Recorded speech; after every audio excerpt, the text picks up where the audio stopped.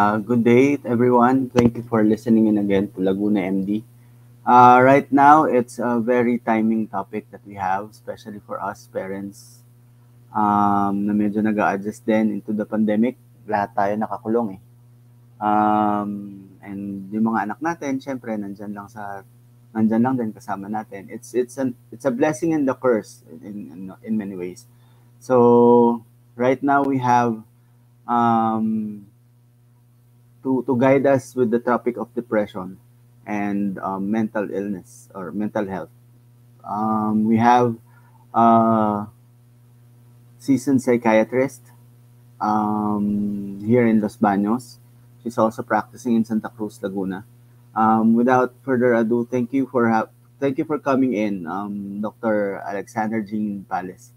Doktora, magandang hapon po. Magandang hapon, sir. Glad to be here. Thank you. Thank you for allowing us to discuss the topic of depression, especially teen depression with you. Yes, Siguro, Doc, hindi na ako magpapaligoy-ligoy. For those of us, for those in the audience that might not really know what depression is, ano ba talaga yung depression? Ang depression, sir, ay isang mental health condition at ito ay isang sakit kung saan ang ating utak kapag nakakaranas ng matinding stress or prolonged continuing stress ay nagkakaroon ng mga neurochemical changes na nagdudulot ng mga kapansin-pansin na emotional, behavioral, and thought disturbances na nakakaabala sa self-care, sa relationships, at saka sa kanilang occupational or academic tasks. Doc, sinabi mo ang daming characteristics of depression. So hindi lang 'to basta malungkot ka lang, depressed ka na. Pwede ka kasing malungkot lang, pero functional ka pa rin in, as I mentioned, yung tatlong areas, self-care, relationships, Correct. and occupational tasks. Pero kapag yung lungkot mo ay mayroon nang naabala dun sa tatlo, dun mo na masasabing hindi na typical, hindi na pangkaraniwan yung lungkot mo, na baka kailangan mo na kasi ng tulong para mabawasan yung interruption dun sa areas ng function sa buhay. So it's not really just I'm sad now, so i-deprive ko na sarili ko na. Ay, ganito pala. So, hindi ako depressed technically when I can actually work, pero malungkot ako or something like that. You can say that you feel depressed, you can say that you feel sad, pero again, ang qualifier dyan ay yung metrics natin ng function. Basta mayroon kang naabala doon, di na magawa, o it takes more effort to do something that you previously did so easily before, ayun, siguro kailangan na nun magpa-evaluate para lang maibsan yung hirap na nadaranasan. Doc, ito bang pandemic, going to a simple but very relevant question. No? Itong pandemic ba nakadagdag in our basically anxiety or tendency to be depressed? For sure. Ang pandemic kasi ay in essence isa siyang malaking pagbabago, adjustment, at hindi lang yung mismong pagkakasakit per se, pero yung ding mga restriction measures katulad ng quarantine, ito yung nagiging mas malinaw na restriction. Hindi ka pwedeng makipagkita sa iba. Limitado yung contact mo sa mga dating nakakasama mo parate, leading to frustration, boredom, a stressor during quarantine. Bukod dyan, yun bang dating adequate yung gamit mo, adequate ang needs mo, ngayon hindi na siya ganun kasagana. So, yung mga logistic problems mo dyan, either sa finances, o kaya katulad niya, nagkakaubusan ng kwarto sa ospital, doktor sa ospital.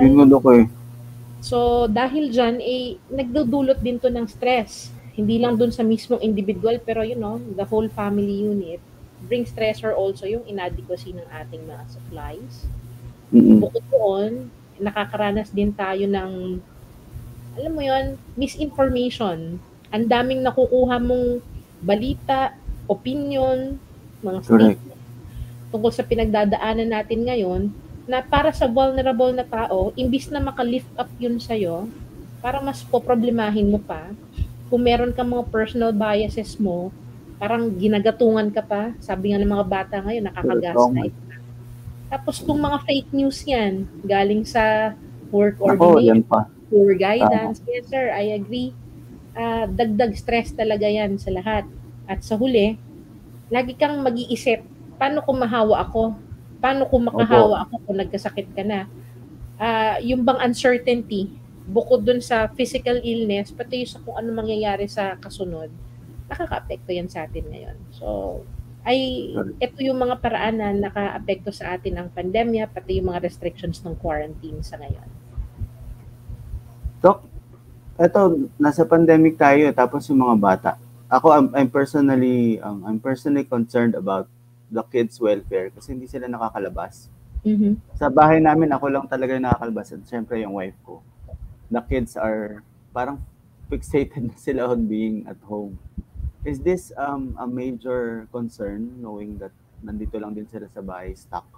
Would I have two teenagers now din. So would this be a major concern for us parents na baka magka-depress or baka magka-anxiety sila? Alam mo, sir, for children lalo, I feel na it will be a significant problem to address. Itong kanilang pagiging isolated sa bahay, yung Correct. kanilang pundasyon ng pakikitungo sa iba, pakikihalubilo, essentially nawawala dahil wala na sila dun sa kanilang social engagements as they would Mm. sana this age. Sa adolescents naman, may kakayanan na sila na makihalubilo, pero yung kanilang pagiging malaya, yung kanilang Yun nga eh, di ba? pagkakaroon ba ng magaan na kalooban pag andyan yung kanilang mga kaibigan, Correct. nawawala yun sa kanila. At meron ng meaning ngayon itong mga bagay na to para sa adolescent. Pwedeng iisipin nila na ano, ang sama ba ng mundo para ipagbawal ito sa akin? O wala ba akong kasilbi-silbing tao kaya hindi magawang pagbigyan ako sa kung anong gusto ko? Para bang nagdadamdam, mas nagdadamdam yun ng mga nagdadalaga at nagbibinata dahil dito sa mga restrictions ng pandemya. So, totoo, nakakaapekto pareha sa bata at sa adolescent itong nangyayari sa atin ngayon. Naalala ko nung Dok na sabi nyo kanina yun nga, parang ang teenagers, especially noon ako, personally nung high school ako, the teenager years, ako, yun yung pagala-gala ako eh. Mas marami akong time sa mga barkada ko, sa mga ano. Yun nga, yung mga teenagers, especially yung mga anak ko, iniisip ko, would there be a chance for them to cope? I mean, moving forward after these 2 years of pandemic. I do think that they can cope, sir. Pag nalabas na uli sila, may paraan na uling makahalubilo sa dati, pag wala na yung mga restriction, but of course, they can pick up very well with that. Pero coping right now, during the restrictions that we have, pwede rin naman.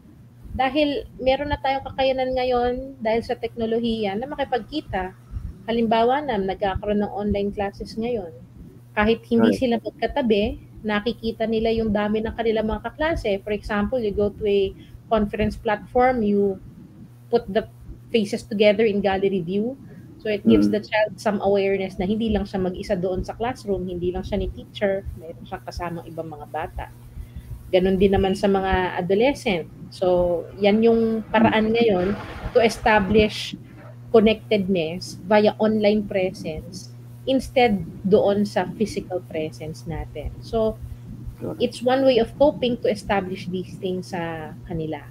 Ikalawa naman dyan, yung pagiging supportive ng magulang o ng mga signifikanteng tao sa buhay ng mga bata. And support is not just merely, you can do it, go, go, go. Pero you have to be mindful of those specific things in a satisfying relationship na kailangan lalo ng mga bata ngayon. That will include appreciation. Kahit maliit na bagay na mabuti na dati hindi mo na pinapansin, parang understood na, alam na naman niya na okay yon. Sa mga panahon ngayon, you really need to be specific. Anak, natuwa ako dahil nagpunas ka ng mga kinainan natin kanina, tinuyo mo yung mga plato. So, appreciation in a very concrete sense will be helpful sa kanila. Pagdating naman din sa affirmations, lalo na despite differences, kailangan makita pa rin how best two people can, still agree. Yung Correct. affirmations, lalo sa mga adolescents ngayon, very important yan. Kapag wala nung mga affirmation, kabaligtaran na makukuha nila. Mga tampo, pagdadamdam, galit, Oo nga. resentment. Nagtatanim na sila ng sama ng loob nun dahil wala.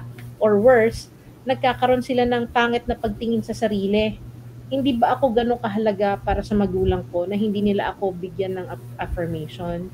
O sadya ba talagang ako'y walang kwenta o mangmang para hindi ako tratuhin a certain way? So, for them to cope, makakatulong yung mga adjustment na ginagawa natin ngayon as well as the presence of supportive relationships para sa kanila.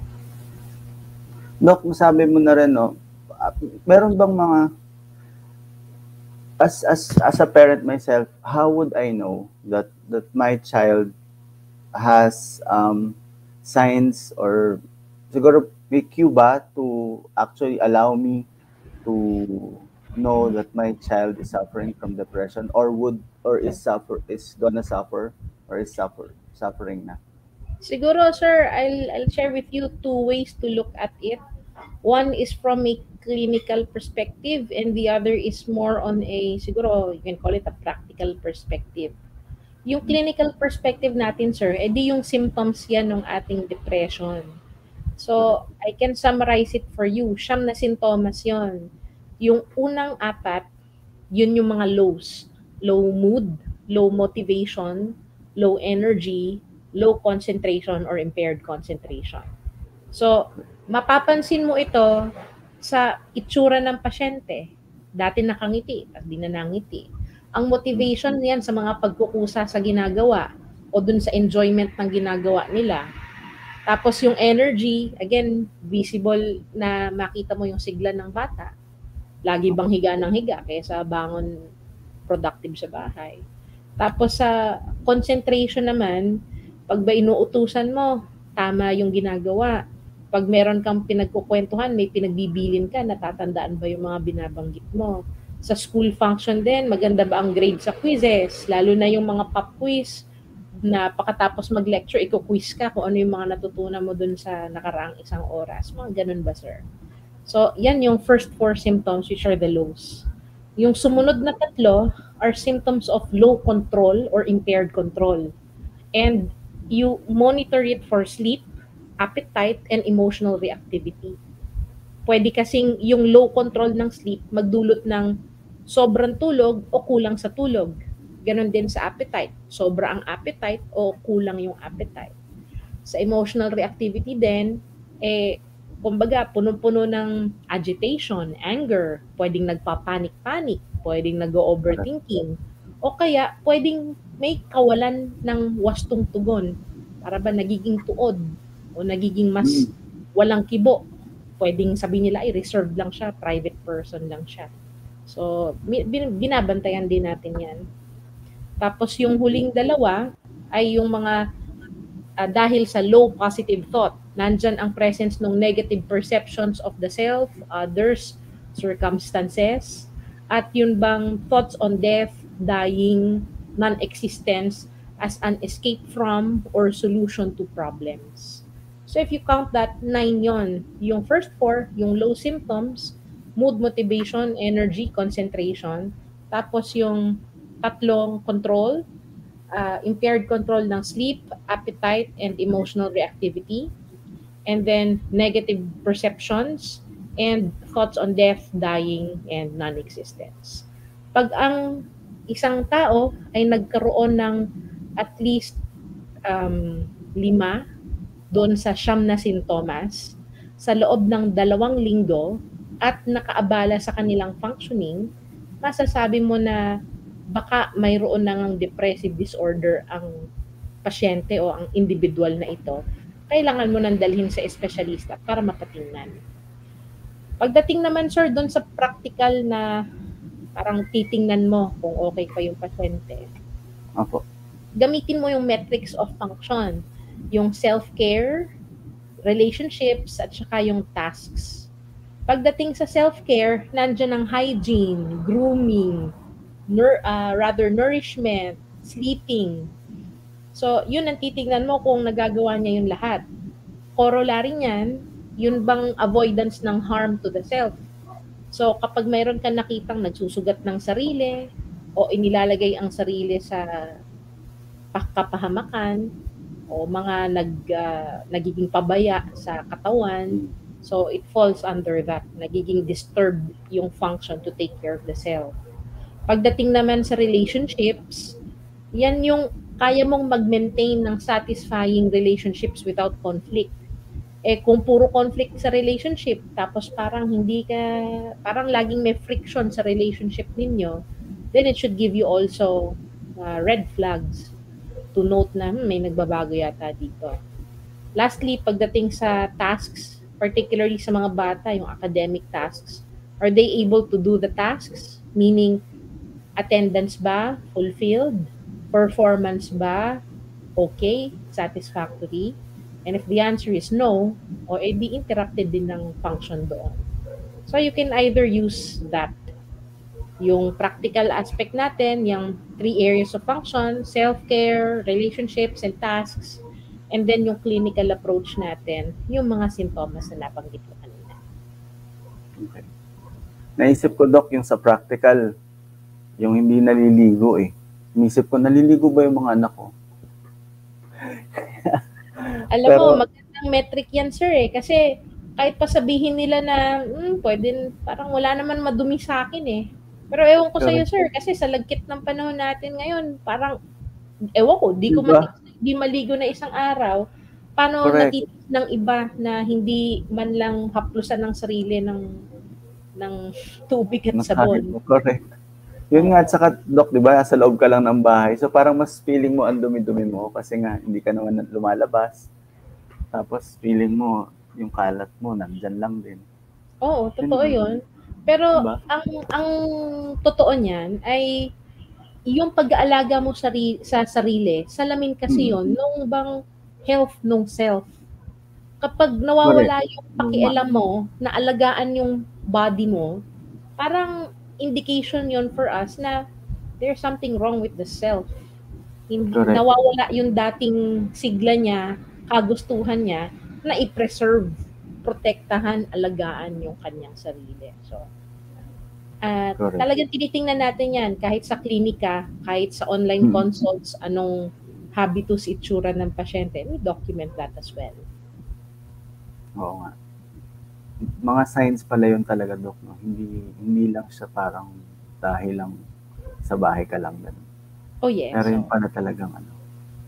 Doc, pag ganun, kunwari, yung 3 practical things madaling tandaan. Pag meron akong nakitang ganun, kunwari, kasi family ko lang din ang nakikita ko, or especially sa mga nanonood sa atin na nakakulong lang sa bahay. So, pag may mga napansin tayong mga ganun, how can we address it without necessarily going to a psychiatrist muna? Siguro at home. Hindi sa bahay lang muna, kung magulang. Sa bahay muna, correct. Sige. Kung doon pa lang sa yung practical aspect, yung titingnan po natin, yung metrics of function, subukan natin na magbigay ng practical support na kailangan ng individual, and at the same time, pupuspusin natin ng supportive relationships na nabanggit ko kanina. So, say the problem is inability to sleep o altered na yung sleep. So, look at the activity muna of the individual. Ano ba yung kanyang routine after eating dinner? And that would show you kung waking pa ba siya at late hours of the night? Meron bang problem sa sleep initiation? May iniisip ba ng iniisip kaya hindi nakakatulog agad? O kaya look at the activity during the day. Baka naman sobrang swamp nga siya sa ginagawa sa araw, na sa gabi pa lang gagawin yung mga personal things for the self, for enjoyment, na nakaka-encroach dun sa time ng pagtulog. And you do have to give value dun sa pinapahalagahan ng individual. And yung practical interventions doon, edi see what you can, what you can change, what you can address. Dahil, halimbawa, kung nahihirapan silang mag-allot ng time, edi turuan mo mag-time management. Kung sakasakali, gawa mo ng schedule sa araw-araw. Pag ang problema naman ay yung difficulty initiating sleep talaga, wala. Kailangan mo magpatingin sa doktor kasi gamot na ang nakakatulong para magkaroon ng gana sa pagtulog. Pagdating naman sa ibang mga aspect, as in, sabi ko nga, yung practical na mga solusyon ang ibibigay natin. Kasi marami pang iba eh. Halimbawa, makaisip yung bata na pick up mo naman yung mga negative perceptions sa sarili, accounting for, say, a deviation dun sa usual interaction niya of a child, say, to an adult. And then you do have to talk it over, mag-usap kayo, tukuyan kung saan nanggaling yung mga nabanggit na remarks o kaya yung paraan ng pagsasalita, baka hindi rin siya aware na gano'n siya magsalita a certain way. So yung open communication na non-threatening, yun bang hindi papagalitan yung bata pero ang layunin talaga maunawaan, makakatulong din yun sa kanila. And again, bubusugin mo ng affirmation, bubusugin mo ng appreciation sa kabila nun para hindi sila matakot sa'yo. So I guess makakatulong ito on that practical note na maka-intervene muna sa level ng house. Nga, Doc eh. Pero just in case, Doc, pwede ba naming lagay yung contact number mo or something, clinic hours, if no, ever... sir. I really don't share my personal number to patients kasi nag-i-establish tayo ng boundary doon. No, pero very welcome naman sila to correspond with yung mga secretary ko. Pwede naman mag-schedule doon. At saka bukod sa akin, mayroon tayong mga partners in mental health dito sa Los Baños. Mayroon sa, I can count at least 4 in my mind na nag-accommodate ng service na ito. So hindi naman salat tayo dito sa Los Baños and Laguna area ng mga psychiatrists.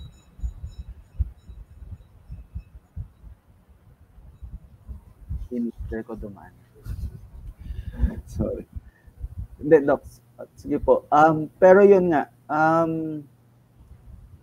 if ever we cannot fix it at home, it is really advisable to have our children or ourselves checked up or diagnosed in clinics. Especially here sa Los Baños nga, sabi mo nga, Doc, ang daming clinics.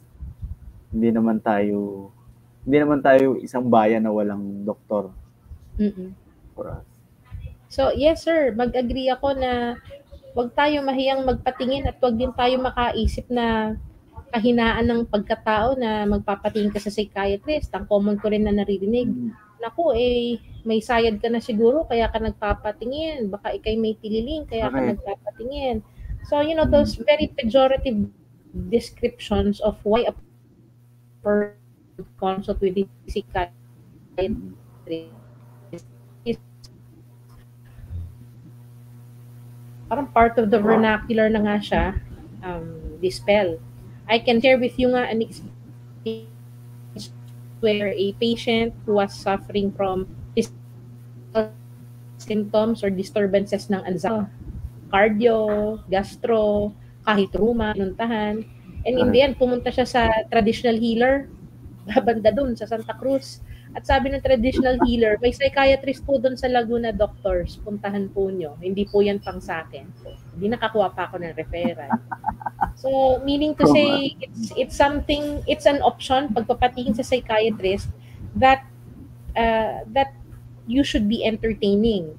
Ang tulong naman ng psychiatrist is through, una, assessment, and ikalawa, pagbibigay ng recommendation or interventions. At ang ating intervention, karaniwan yan ay sa paggagamot. Common misconception yan na baka makuha lang ako sa usapan lang, yung pagte-therapy lang o pagka-counseling lang. Kapag meron ng abala na naidudulot dun sa area ng function, hindi magiging mabisa ang pagte-therapy hanggang hindi natatanggal yung active na symptoms ng isang individual. Huwag ding matakot sa gamutan kasi isa pang common misperception, baka ma-addict ako sa gamot, baka masira ang bato ang atay ko, baka habang buhay ako maggamot. Hindi naman po yun totoo. Ang gamutan ay limited, although it may take some time.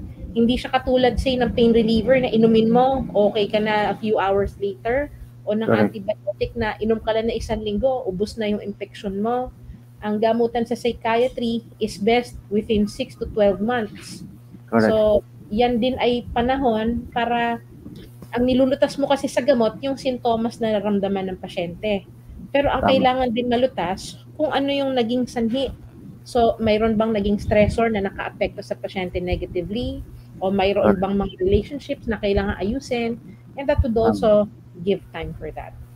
So, yan yung mga paraan ng pagtulong ng psychiatrist na sana wag ikatakot ng ating mga kababayan at maging mas bukas ang kanilang pananaw hinggil sa mga nararamdaman ng ating kaisipan. Sana nga matanggal na, Doc, no, yung gano'n na stigma. Correct. Ng ating, kasi parang sa atin nga, lalo yung Mandaluyong area nga, di ba? Pag sinasabi mong dinala ka sa Mandaluyong, baliw ka na kagad or super hindi ka na pwedeng kausapin kasi ganito yung ano mo. Hindi naman, basically hindi naman ganun eh. It's more like you part lang din, di ba, Doc? Tama ba? Part lang kunwari yung kung ano yung pina-check up mo, kunwari may lagnat ka. Parang ganun lang din halos ang psychiatry. Totoo yan, sir. Meron kang Sakit din po ang pagkakaroon nito mga emotional, behavioral, and thought disturbances na hindi mo malabanan as an individual at yun nga, nakakaabala na sa function mo. So, kung ikaw ay nagpapagamot ng walang pag-iimbot at buong katapatan para sa diabetes, para sa cholesterol, para sa cancer, magpagamot ka rin para sa nararamdaman ng isip mo dahil mayroon naman din lunas para dito. Yun nga lang, lagi kong panuto sa mga pasyente, hindi magagamot ng gamot ko yung problema mo sa pamilya. Hindi magagamot ng ating gamot yung problema mo sa trabaho. Pero sinisikap nating tulungan sila. I mentioned earlier yung therapy. Ito ay ang pagbibigay ng insight o kamalayan sa pasyente sa kung ano nga ba yung pagkakaugnay-ugnay ng kanilang naiisip, nararamdaman, kinikilos, bakit sa mga nangyayari sa paligid nila. Ito ay iba kaysa sa tinatawag na counseling, mga mas directive na approaches yon. Parang mas, kumbaga sa psychiatry, mas niloloob mo yung sarili mo at yung isip mo. At mas hindi more on processing siya eh. Correct, sir. Processing. At hindi manggagaling sa psychiatrist yung dapat mong gawin. Pero tutulungan ka ng psychiatrist na bumuo ng mas magandang desisyon, mas magandang pananaw, only as the individual is able. Hindi namin pwedeng baguhin kung ano yung existing thought ng pasyente, but we can add knowledge, experience dun sa kanilang kaalaman sa sarili para yun sana yung magbigay ng pagbabago sa kanila. Tama. Doc, speaking of trying to talk to people, trying to adjust, ang social media ba nakakatulong or feeling ko, hindi ko actually mabalance kasi social media person ako. So ito yung mismong work ko. Pero does it help in terms of peer help with teenagers or with adolescents? Yung online gaming, yung social media, yung mga ganun. Right. So, you do have to consider first and foremost na yung mga social media platforms ay hindi talaga siya avenue para kayo ay mag-usap. 'Di ba you have Messenger for that? At kumbaga sa social media, ipinapakita mo doon kung ano nangyayari sa buhay mo, pwede ka mag-share ng tungkol sa bagay. Kumbaga, hindi na kailangang mga musta nung kabilang person kasi ipinakita mo na kung ano yung gusto nilang ikamusta sa'yo. Not unless yung kabilang person, yung other party mas intuitive, mas magiging in-depth mga musta sa'yo. Pero in essence, ganun siya. Para bang nakabandera na kung ano yung gusto mong ipaalam sa ibang tao tungkol sa iyo.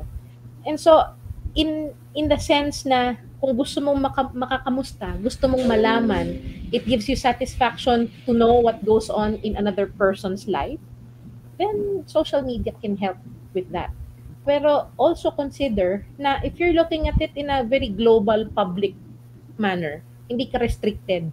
So, from somebody you know, somebody you don't know, nakikita mo, parang hindi siya, for me ha, it doesn't really serve the purpose of getting connected with people whom you choose to be connected. So, I recommend na kapag nagso-social media use ka, parang may kakayanan ka to restrict whom you see to people whom you choose. Nililimit mo kung ano yung sources ng information na nakukuha mo sa social media. And in doing so, providing these limits and these boundaries, then it becomes helpful for you. Nakakakamusta ka nga dun sa mga taong gusto mo makita. Pagdating naman sa engagement, as I've said, yung pagpo-post ng mga nangyayari sa'yo, it doesn't really primarily serve to engage. Kasi remember that in communication, you start off with, somebody talking to somebody else. Mayroon talagang intention to engage versus may nakahain dyan, parang it catches my eye and so I will comment on that.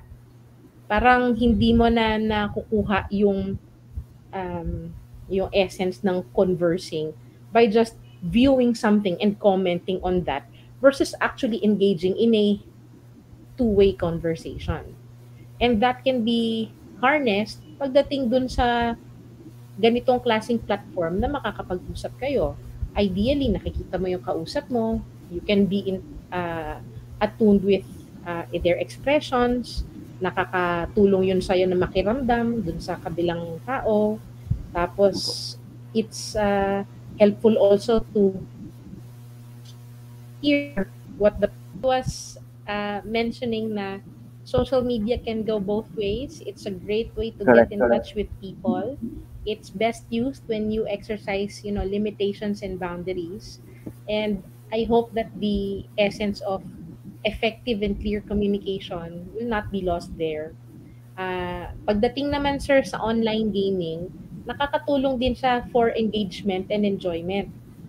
Remember na online gaming, parang mas pansinin siya ngayon sa cellphone.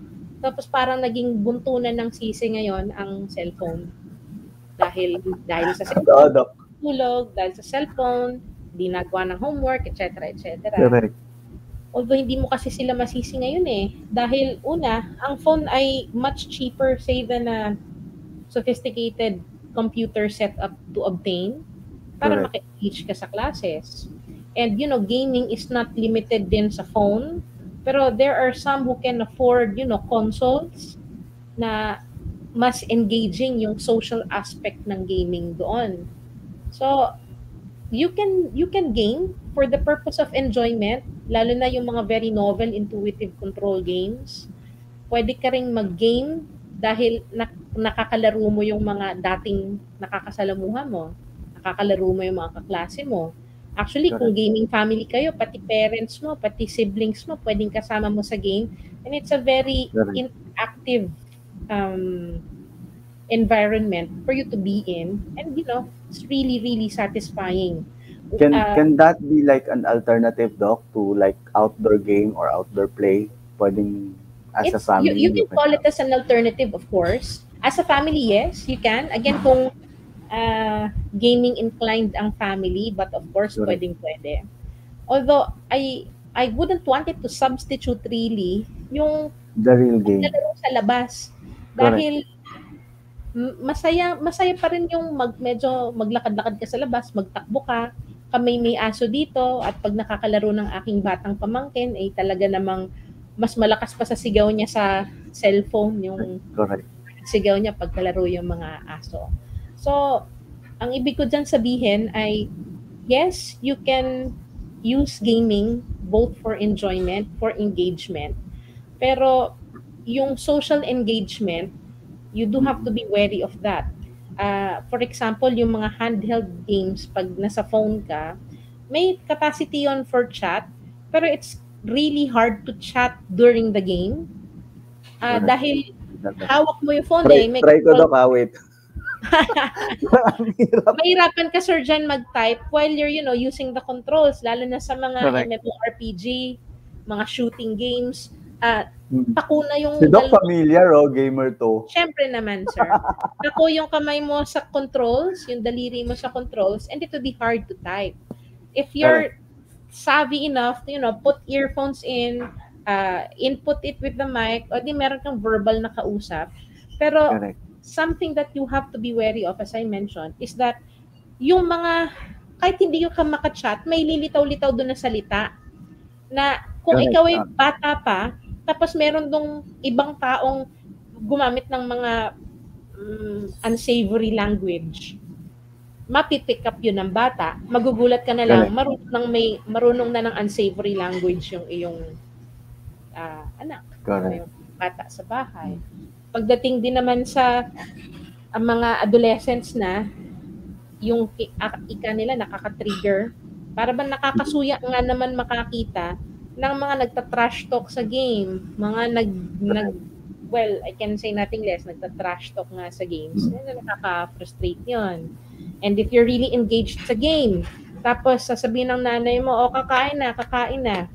Pero if you're using MMORPG, ang hirap Hindi ka umalis. pwedeng huminto. Correct. Kasi yung team mo, matatalo sila kapag umalis ka. Syempre, sa magulang mo, pag sinabi ko, hindi nila gets kung ano yung aspect na yun ng gaming. And para sa kanila, mas mahalaga itong kumain kaysa sa ginagawa mo. Pero again, you do have to see both sides of it. Dahil nagiging siyang cause for conflict and eventually resentment dun sa bata, which can affect them, later on. And you do have to be more understanding and accommodating dun sa current trend. Para natatawa sa sarili ko by saying trend. Pero, with these modalities that our children use to adapt, and, this way of gaming is one way that they truly adapt. In essence, with how we describe depression, how we might be able to help our family or ourselves when we see the symptoms or the cues or the signs of it. Can with our current setup, is it still preventable or magagawan pa ba natin ng paraan na hindi tayo magka-tendency to be depressed? That's a hard question to ask. Kasi there is always a reason to be sad if not addressed. Laging may dahilan para magdamdam at sumama ang loob, at kapag walang sasalo nun, yan na yung magiging mitsa para magsimula ang depression sa mga vulnerable. Hindi rin natin may iwasan ngayon yung pagiging iba ng structure ng family. Mayroong mga magulang na wala sa bahay dahil kailangang maibigay ang pangangailangan ng pamilya. Pero ang pangangailangan emosyonal ng lumalaking bata, dun sa setup na yon, ay malaki yung adjustment na tinatamasa nila. And eventually, lilitaw din yon kalaunan sa buhay nila. Sure. So, as I mentioned, ang dami-dami ngayon dahilan para sumama ang loob ng isang tao, magkimkim, magtanim, at kalaunan lumitaw na maging depression. So, I can't really say that it's preventable. Pero when you do notice it at the signs, nandyan ang oportunidad para tulungang mabawi pa. At kung may depression naman ang isang individual, imbis na maging critical pa, tulungan na lang. Kasi meron ding tendency na halimbawa na makakita ka ng isang troubled teenager na may sugat sa braso. Bakit mo yung ginawa? Masama yung ginawa mo. Pupunta ka sa kung saan dahil ikaw ay nagpapakamatay. And so this becomes very ostracizing for the individual dahil imbis na makita yun as a cry for help, they would say that they become judged. They would say that they will be invalidated by people whom they expect to validate them the most, to accept Tama. them, to to affirm despite it. And when you see it yan nga at the signs, do try to avoid that sort of behavior and get help. Kapag hindi mo caring matulungan o hindi mo rin alam kung anong gagawin mo, punta kayo sa professional, tutulungan kayo nun. Pag Correct. ako ay tumatanggap ng pasyente sa klinika, lalo mga bata, mga adolescent, I demand na may makausap na guardian, magulang. Dahil kako hindi yung burden nung may sakit na siya lang ang lumutas ng problema niya. Yun Tama. ay collaborative effort dapat yun nung mga nagmamalasakit sa kanya. Dahil hindi yun kakayanin ng isang tao lang na malutas. And commonly, I find that most people have that as a form of negative thought. I am alone. Ako lang naman mag-isa dito. Nobody understands me. And that becomes uh, very sad to hear. Dahil ang totoo niyan, napapalibutan sila ng tao and yet they feel alone. And sometimes, it can really be that way. Sa dami-dami nga ng tao nakapalibot sa'yo, hindi ka naman nauunawaan o may iba siguro yung paraan ng kanilang pamumuhay noon versus sa dinadanas mo ngayon at nagiging conflicted dahil ipinapataw sa'yo kung paano yung pamumuhay dati, iba naman yung pamumuhay natin ngayon. So, I cannot say that depression can be totally prevented, especially for vulnerable people. Pero you do have ways to mitigate it when you see it. And if you are not sure, hindi ka tiyak kung paano tumulong sa taong nakakaranas ng depression, wag kayong atubili, wag magpatumpik-tumpik. Pwede kayong humingi ng tulong sa professional. Huwag po mahihiya sa mga nanonood, huwag po mahihiya humingi ng tulong. It's the least we could do either for ourselves or for our family to actually get help. Especially That's pag gantong mental health issue na yung pinag-uusapan. Kasi hindi siya basta-basta na-detect eh. Hindi katulad ngayon, sabi mo, Dok, di ba, may sugat. Madaling gamutin pag external. May sugat ka, may sakit ka, may lagnat ka. Pero pag mental health, ang hirap. Yung siyam mo pa lang, Dok, yung isip ko pa lang, paano mo madedetect yun if you're just a normal person na hindi rin naman, di ba? Ang hirap din, So, don't be shy. Please po, humingi po tayo ng tulong. Hindi po nakakahiya humingi ng tulong. Doktor din naman po ang mga psychiatrist. Very, very, very highly professional doctors po ang psychiatrists. Mas mahirap ng buhay nila, Dok, kasi wala kayong physical aspect eh. Hindi naman kayo hindi ka i-x-ray. Hindi naman i-x-ray yung psychiatry. Kaya yun, ang mental health na sakit. Doc, ano na lang, just to end, any practical tip that personally, as parent, na may teenager, any practical tips that you can give us in terms of at home in this pandemic times? Siguro, here are a few tips that I can share. Una sa lahat, keep a regular schedule. Wag nyo agad isipin na, monotony, boring. Pero actually, ang schedule, routine, makakatulong yun ng malaki. It helps lessen anxiety dahil it makes you the master of your day. You become very, very familiar with your day.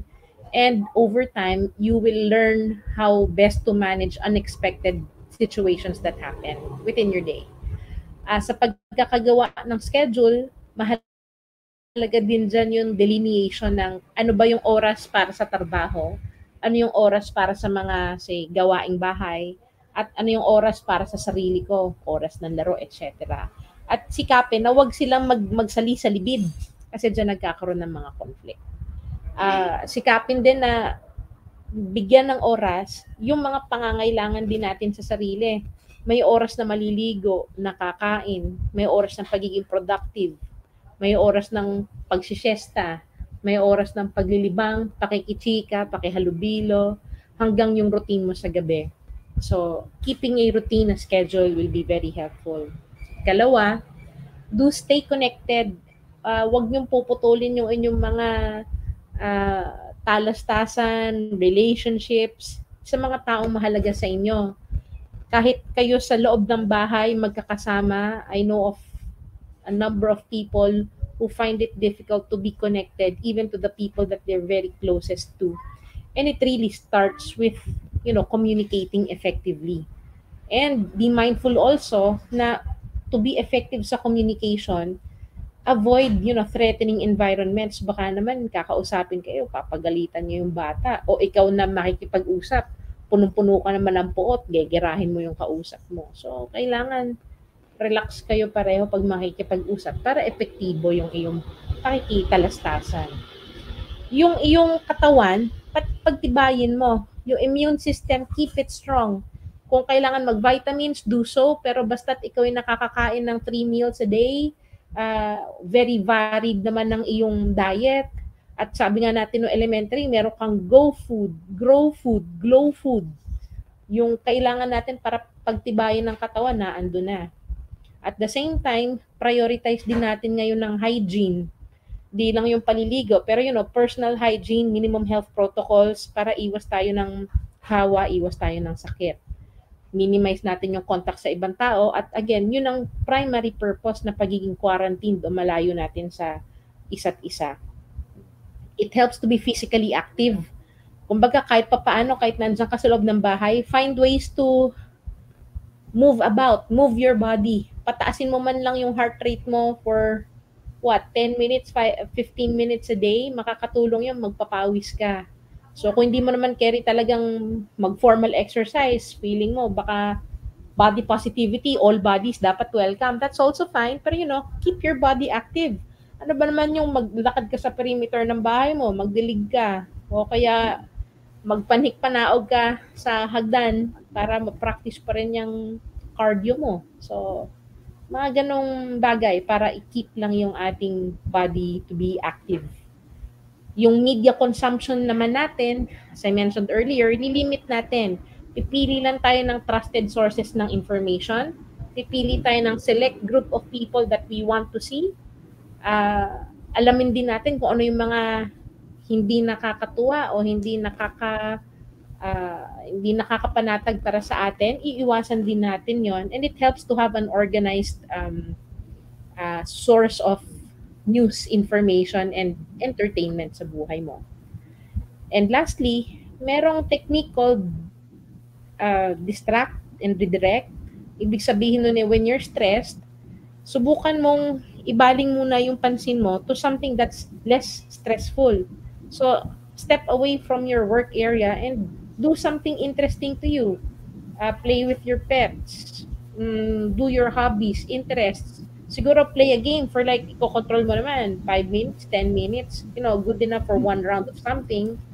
Pwede kang lumabas, pwede kang mag-admire ng halaman, kung ikaw ay interested in woodworking o iba pang mga handy things sa bahay, pwedeng needlecraft, gawin mo muna yon until you find some satisfaction ulit. And when you do, you can redirect your attention back to whatever it is that you need to do. So, sana makatulong itong mga tips natin para alagaan pa rin yung ating sarili during this time. Personally, gusto ko i-apply na yung mga tips niyo, Doc. Very, very helpful. Especially right now, nakabox ka nga kasi. Nakabox tayo lahat eh. So, it's really very practical, the things that you said. Yung exercise, medyo pinipilit ko pa lang. Pero effort yun, sir. Effort yun. Most of them. Actually, I worked with an app, exercise app, about a month ago. So, gumawa ko ng mga, ganito din nila live streams at saka exercise videos. So, parang babalikan ko na lang yung video ko when I heard you say yung mga ganun. Pero yun nga, it's not really about having so many things to do. Yung routine lang, yung having a schedule lang, very practical na yun for us. Especially sa mga bata. Kasi, yun nga eh. Kasi kailangan nilang mas makita yung, lalo ngayon walang school. Kasi sa school, di ba, 8 o'clock, 9 o'clock, 10 o'clock. Oo. Ngayon, online class. Minsan nahuhuli ko pa yung, personally, yung mga kids ko, nahuhuli ko pa habang nag-online class, naglalaro ng games. So parang, yun nga, nagkakaroon pa rin ng, doon pa lang nagkakaroon ng tension kasi nga, nag-online class pero naglalaro. Kasi nga Oo. laptop lang. Apat silang sabay-sabay so I can't really ako yung nandito ako yung nag-teacher Mm. ko na ako yung nagro-roleplay as teacher. Kunwari na Correct. may natututunan sila. Pero Doc, thank you very much for having this honor of being here in Laguna MD. Sobrang ang dami ko pong natutunan personally. Akala ko um, as so many ways. There's so many ways actually to help each other, especially wag na tayong lumayo sa family lang. Ako as a Mm. father, ang Mm. dami ko pong natutunan, ang dami kong practical steps that I can actually include Hmm. in how I can help my family cope. Wag na muna tayong lumabas. Tulungan na muna natin yung mga pamilya natin. Tama 'yan, Kasi sir. yun nga. And then yun nga, I would highly emphasize sa mga manonood nito to actually get help. Wag po silang stigma on getting help, getting therapy, or either a counselor or a psychiatrist. Kasi ang hirap po ng mental health, hindi po siya basta-basta na-detect. Minsan namamatay na lang. Minsan nagsusuicide na lang yung mga kaibigan natin or mga family members natin. Kaya ang hirap mong i-ano talaga. And again, it's a privilege and it's an honor to have you and Thank you, discuss sir. this with us. Thank Thank you, you, sir. Doc, and hopefully we could discuss more in the future. Siguro schedule na lang po namin ulit. Kasi ang dami nating issues ngayon on mental health. Election pa, mag-aaway-away lahat. Oo nga, sir, eh. Dahil lang Yun, again, thank you very much. And to our audience, thank you for watching. This has been Laguna MD. See you next week.